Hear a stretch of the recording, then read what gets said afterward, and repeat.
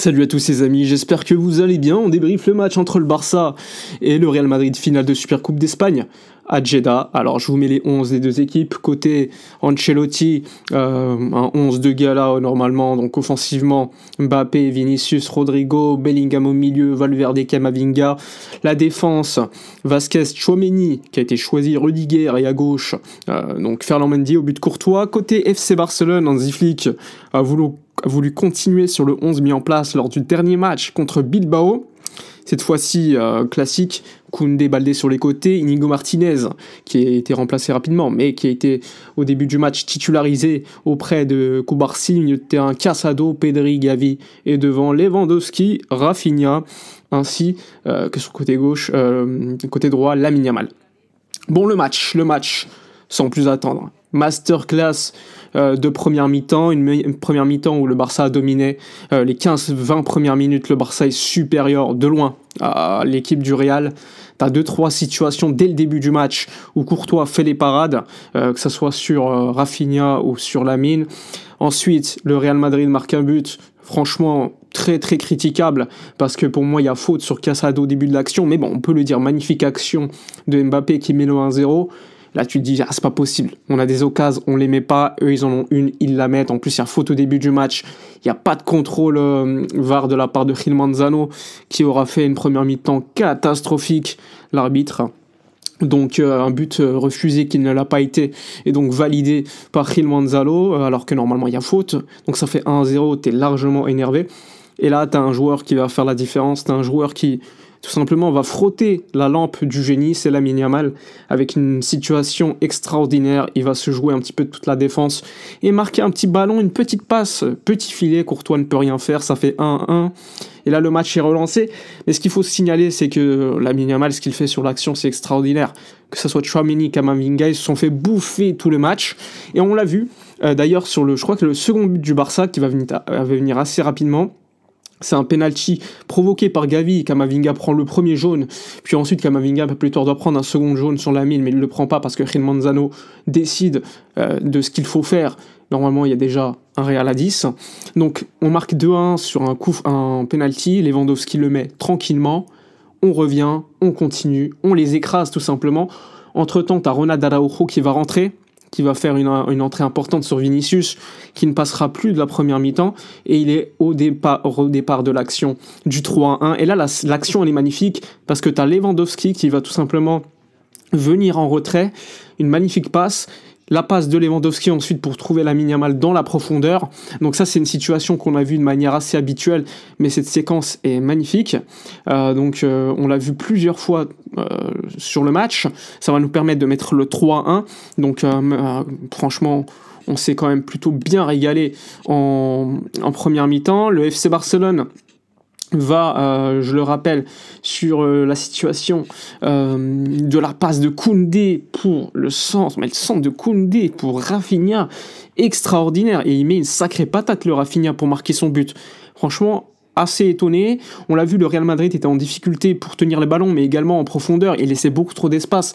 Et sur les côtés, que ce soit Vasquez, Tchouaméni, Rudiger, il se faisait bouffer. Le milieu de terrain n'était pas là. Camavinga, chaque séquence contre Lamine Yamal, c'était un petit peu ridicule parce que Lamine s'amuse un petit peu. Offensivement, on les voyait plus.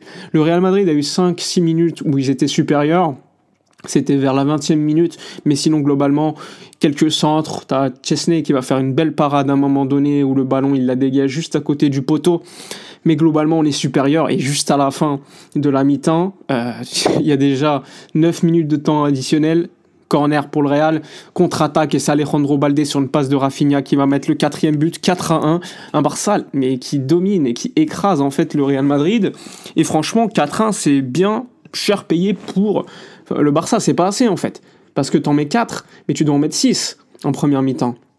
Et en plus, normalement, t'es à 10 contre 11, parce que t'as le deuxième jaune pour Camavinga que Gil Manzano ne décide pas de donner. Mais un Barça qui a été supérieur tactiquement, individuellement, il n'y a rien à dire. Un Gavi qui est largement supérieur. J'ai entendu les commentateurs dire qu'on voyait pas assez Gavi, mais franchement, les gars, il faut juste regarder le match, pas seulement ceux qui ont le ballon. Et surtout, Lewandowski buteur-passeur, Lamine Yamal décisif qui te remet dans le match, Rafinha buteur-passeur, un Baldé qui au début du match défensivement c'était compliqué, mais il va te mettre le but. Franchement, la première mi-temps a été extraordinaire du côté du Barça. 4-1, comme je vous l'ai dit, c'est pas assez. On doit être largement supérieur, enfin, en termes de score encore plus. C'est vous dire la domination du Barça sur le Real Madrid ce soir. La seconde mi-temps, le Barça est revenu très fort. Bon, on va faire rapide, hein. La Rafinha extraordinaire sur l'action. Le Barça mène 5-1 dès le début de la seconde mi-temps. On se balade. Et là, qu'est-ce qui se passe? Le Real Madrid va obtenir, on va dire, un rouge de Chesney. Logique, il y a contact, rien à dire. Et sur le coup franc, Rodrigo va marquer le 5-2. Je crois que c'est à peu près la 55e minute. Et on va pas se mentir, on a commencé à se dire, oulala, 10 contre 11, même s'il y a 5-2, on sait jamais ce qui peut se passer.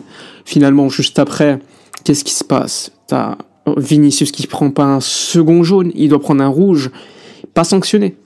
Tchouaméni, pareil. Ceballos aussi fait des fautes, mais inadmissibles.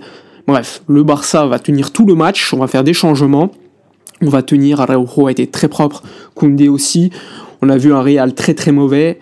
Ce soir, c'est un résultat historique, 5-2, mais ça aurait pu être beaucoup plus large. Le Barça était largement supérieur, et même à 10 contre 12, oui, 10 contre 12, on n'était pas à 10 contre 11 ce soir, parce que Gil Manzano, il n'a pas donné 3 rouges à Vinicius, à Camavinga et même Tchouaméni.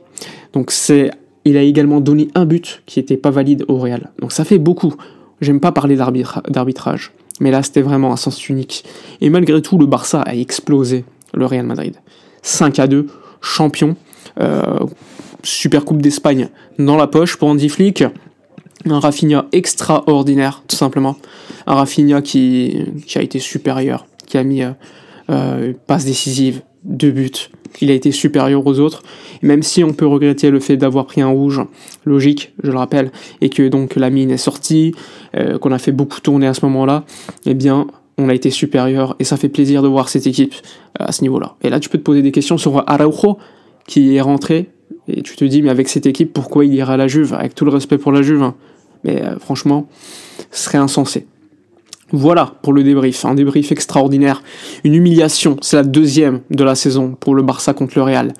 On les a explosés, ça fait plaisir, c'est un titre en plus, donc ça aussi c'est un plaisir supplémentaire, et malgré l'arbitrage cataclysmique, à sens unique, le Barça était supérieur. Dites-moi dans les commentaires votre homme du match, pour moi c'est Rafinha, comme d'habitude, big game player surtout, donc je vous écoute. Voilà pour la vidéo, je vous dis à la prochaine et d'ici là, comme d'habitude, portez-vous bien.